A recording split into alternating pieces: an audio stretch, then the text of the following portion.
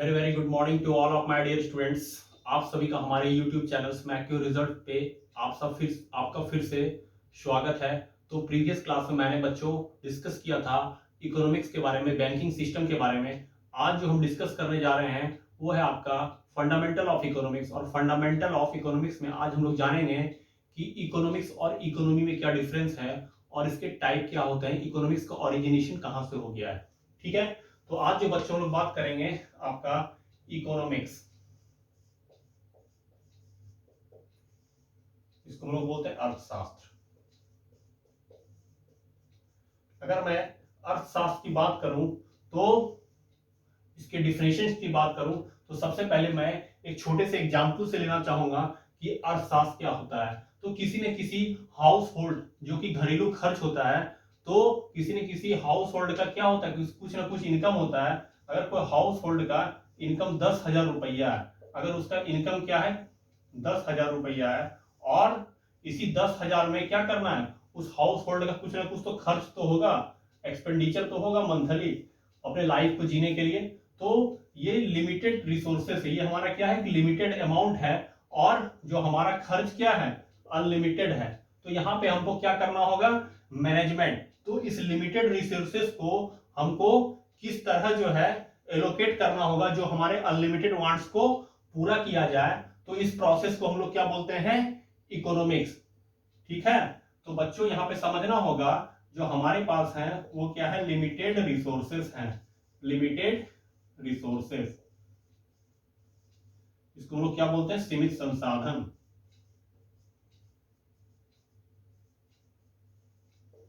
और जो भी लिमिटेड रिसोर्सेस के बाद जो हमारी इच्छाएं वो क्या है, अनलिमिटेड है, अनलिमिटेड अनलिमिटेड वांट्स और सीमित मांग। तो यहां पे आपको एक चीज के कंसेप्ट को समझना है।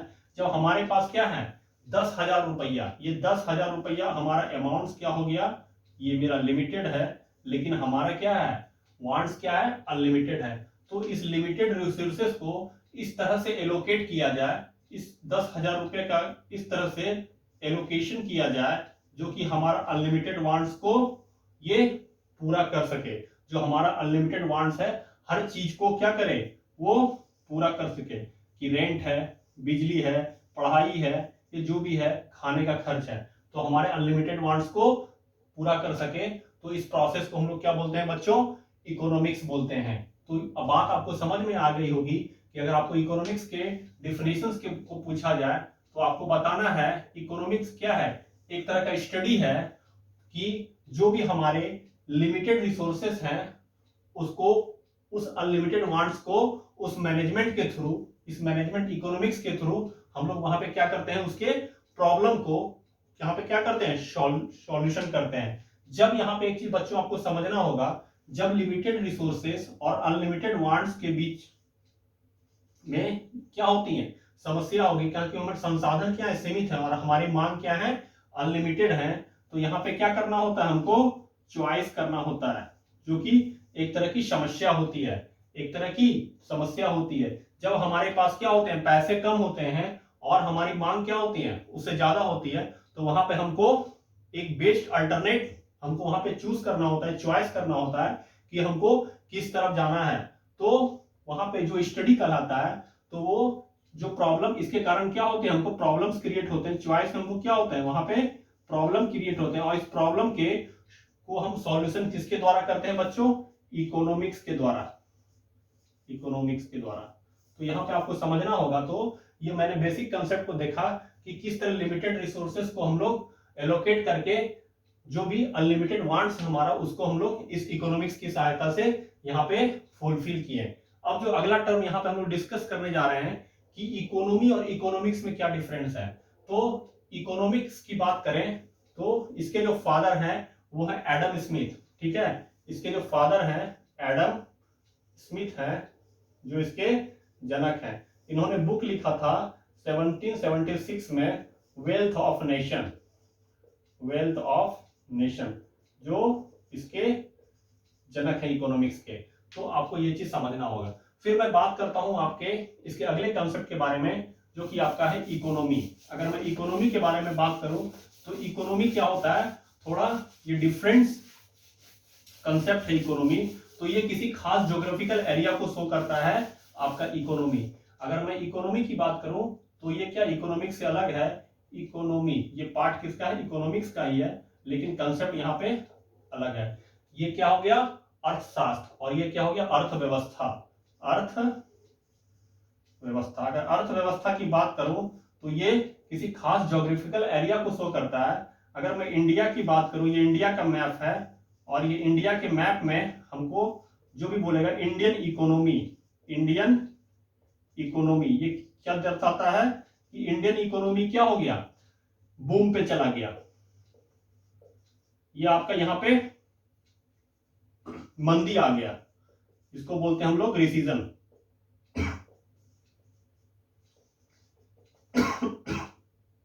ये यहां का जीडीपी बढ़ गया।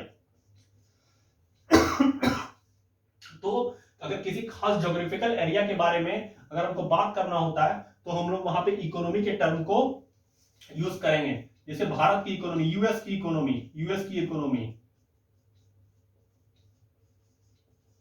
यूएसएसआर सोवियत संघ की इकोनॉमी, कनाडा की इकोनॉमी। इस तरह ये किसी खास ज्योग्राफिकल एरिया को शो करता है। Study in a particular geographical area, किसी खास भौगोलिक क्षेत्र को अगर यहाँ पे रिप्रेजेंट करता हो वो क्या कहलाता है, इकोनॉमी कहलाता है। तो इसको यहाँ पे समझ में आई होगी इकोनॉमी और इकोनॉमिक्स में क्या डिफरेंस है। अगर मैं बोलूं बिहार की इकोनॉमी, तो बिहार का अर्थव्यवस्था क्या होता है, हमारे यहाँ भी बजट पास होता है हर साल। यूपी की इकोनॉमी, तो जितने भी हमारे यहाँ इनकम और एक्सपेंडिचर हो रहे हैं तो बजट के थ्रू हमारे यहाँ केंद्र सरकार पेश करती है। तो इकोनॉमी और इकोनॉमिक्स का डिफिनेशन यहाँ पे अलग अलग हो जाता है। तो मैंने बच्चों अभी जो सीखा है वो है आपका इकोनॉमिक्स का डिफिनेशन। इकोनॉमिक्स जो है लिमिटेड रिसोर्सेस को हमको आवंटन करना है जो कि हमारे अनलिमिटेड वांट्स को पूरा कर सके, हमारे जो भी बेसिक नेसेसिटीज है उसको पूरा कर सके, उस तरह के मैनेजमेंट को हम लोग इकोनॉमिक्स बोलेंगे। और इकोनॉमी क्या करेगा, किसी खास पर्टिकुलर ज्योग्राफिकल एरिया को वर्णन करेगा, उसको हम लोग इकोनॉमी बोलेंगे। तो होप है कि आपको समझ में आई होगी।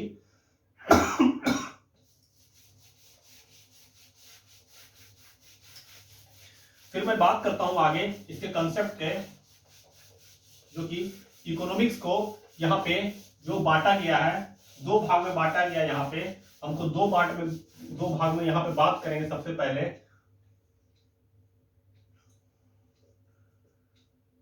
पहला है आपका जो है माइक्रो इकोनॉमी, माइक्रो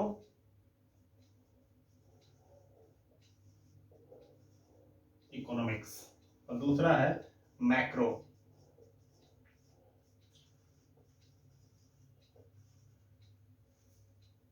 इसको बोलते हैं समष्टि, हिंदी में बोलेंगे समष्टि, और इसको बोलेंगे व्यष्टि। तो यहां पे अगर मैं बात तो उसके डिफरेंस के बारे में जानूं तो माइक्रो क्या होता है, किसी इंडिविजुअल्स के लिए। मैं एक छोटा सा एग्जांपल लेता हूं। अगर कोई स्कूल है तो स्कूल में क्या होते हैं, क्लास होते हैं, ठीक है।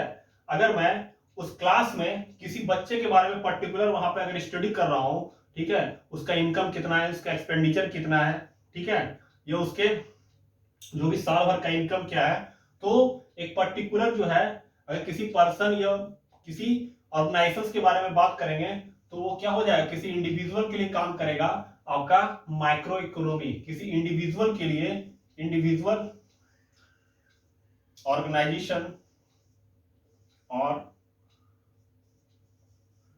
पर्संस के लिए बात करें तो वो आपका माइक्रो में काम करेगा। लेकिन अगर मैं ओवरऑल टोटल की बात करूं, ये पूरे स्कूल के बारे में बात करूं कि जितने स्कूल में टोटल जो है कितने बच्चे हैं, टोटल बच्चे का इनकम एवरेज अगर बात करूं कि कितना है, टोटल एक्सपेंडिचर एवरेज का कितना है, टोटल टीचर का जो है स्कूल में जो है इनकम क्या है, एक्सपेंडिचर क्या करे, तो ओवरऑल की बात करूं तो होल की अगर बात करेंगे, होल इनकम और एक्सपेंडिचर की बात करेंगे तो वो किसका आएगा, आपका माइक्रो का।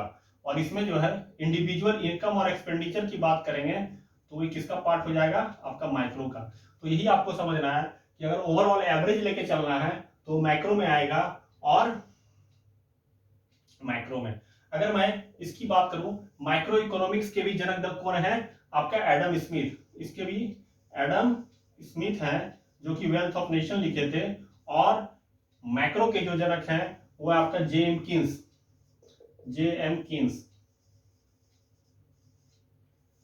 तो ये आपको एक छोटा सा बेसिक सा डिफरेंस है कि किसी इंडिविजुअल के लिए, पर्सन के लिए, ऑर्गेनाइजेशन के लिए, किसी खास चीज के लिए बात करें तो वो माइक्रो में होगा। और माइक्रो की बात करें, वेस्टी की बात करें, इसको इंग्लिश में बोलते हैं वेस्टी और सेमेस्टी। तो ये चीज आपको समझना होगा। अगर मैं नेशनल इनकम की बात करूं, पूरे देश की राष्ट्रीय आय, नेशनल इनकम, तो ओवरऑल क्या हो जाएगा? तो जितने भी इनकम है हमारा, जो भी ग्रोथ होगा, एक्सपोर्ट इंपोर्ट, तो ओवरऑल जो एवरेज निकल के आएगा वो आपका नेशनल इनकम में होगा। लेकिन किसी खास व्यक्ति की आय के बारे में बात करेंगे, किसी पर्टिकुलर पर्सन की आय के बारे में बात करेंगे, तो वो क्या आएगा? माइक्रो में। पर्टिकुलर पर्सन या ऑर्गेनाइजेशन की बात करेंगे तो वो काउंट होगा माइक्रो में। तो होप है कि आपका डिफरेंस छोटा सा आपको समझ में आई होगी। तो मैं आपको अभी, ये आपका जो क्लासेस है, ये basic classes of fundamental of economics है। आपको यहाँ पे जो भी क्लासेस पढ़ाए जाएंगे क्या होगा? Basic to advance. तो जितने भी आपके वनडे एग्जामिनेशन में है, आपके उसके एमसीक्यू को आप आसानी से टिक आउट कर सकते हो। होप है कि आपको ये चीज समझ में आई होगी। तो माइक्रो और मैक्रो के बारे में यहाँ पे मैंने डिस्कस किया और जाना। तो मैंने क्या क्या पढ़ा, इकोनॉमी और इकोनॉमिक्स में डिफरेंस, और इसके फादर्स के बारे में, और माइक्रो और मैक्रो में डिफरेंस क्या होगा। माइक्रो वही है कि जो इंडिविजुअल्स के लिए बात करे, और मैक्रो वही है जो कि पूरे होल्स के लिए बात करे। अगर जीडीपी की बात करें तो ओवरऑल क्या होता है? पूरे देश का gross domestic product, income, expenditure सब मिला के जो एवरेज निकालते हैं। लेकिन यहाँ पे किसी पर्टिकुलर ऑर्गेनाइजेशन प्लेस के लिए काम करता है। अब मैं यहां से थोड़ा सा इसको हटा लेता हूं, फिर मैं बात करता हूं यहां पे जो कि पूरे इकोनॉमिक्स का क्या है, ये इसी पे टिका हुआ है। वो है आपका डिमांड एंड सप्लाई। अगर मैं डिमांड की बात करूं, डिमांड, जब तक डिमांड नहीं होगा तो क्या होगा? सप्लाई नहीं हो सकता। मांग, पूर्ति। तो मांग और पूर्ति की बात करें, जब तक हम मांग नहीं करेंगे तो सप्लायर क्या करेगा? सप्लाई नहीं करेगा। तो यहाँ पे जब तक सेल और परचेज नहीं होगा तो इकोनॉमिक्स क्या होगा? वहां पे इनवैलिड होगा। तो वहां पे डिमांड एंड सप्लाई का क्या होता है? मेन रोल होता है किसमें? इकोनॉमिक्स में। ठीक है, इकोनॉमिक्स में क्या होता है? Demand and supply. अगर ये ना रहे तो हमारा सब चीज व्यर्थ हो जाता है। तो डिमांड करने वाला कौन होता है? कंज्यूमर। डिमांड करने वाला क्या होता है? हम लोग होते हैं उपभोक्ता। उपभोक्ता क्या करता है? डिमांड करता है। और सप्लायर कौन करता है? प्रोड्यूसर, पूर्ति करता। जो हमारी बड़ी बड़ी कंपनियां हैं, तो वो जितने भी हम बोलेंगे, जो हमारी मांगे हैं, वो पूर्ति करने वाला कौन होता है?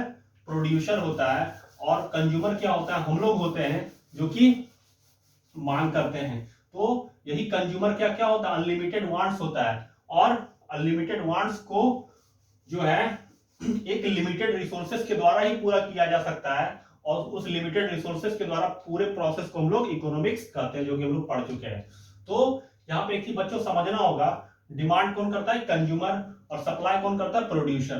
तो कंज्यूमर क्या चाहेगा? अगर कोई प्रोडक्ट खरीद रहा है तो वो मैक्सिमम सेटिस्फैक्शन चाहना चाहेगा।